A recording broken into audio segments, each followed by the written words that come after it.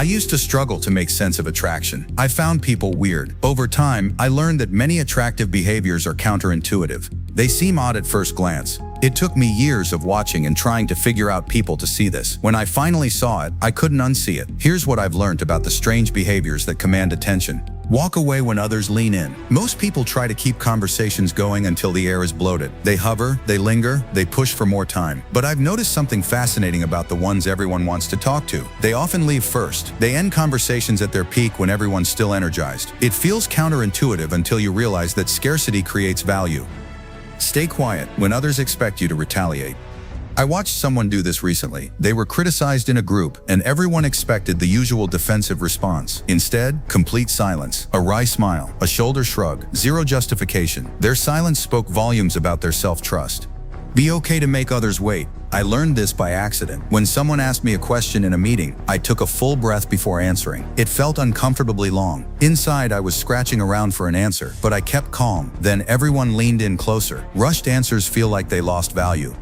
Let yourself be wrong. Here's something weird. The more comfortable someone is being wrong, the more people trust their judgment. I've seen this play out several times. While others scramble to prove they're right, the truly confident person says, "You know what? I hadn't thought of it that way." This is disarming in its honesty. Point out the elephant in the room. While everyone else tiptoes around uncomfortable truths, there's immense power in being the one who calmly names what everyone's thinking. You don't have to be unnecessarily brutal here. Stick to honesty rather than attack. That way you can't deny you were right to say it. Say it in a matter-of-fact tone that makes others wonder why they were so afraid to mention it. Let awkward moments be awkward.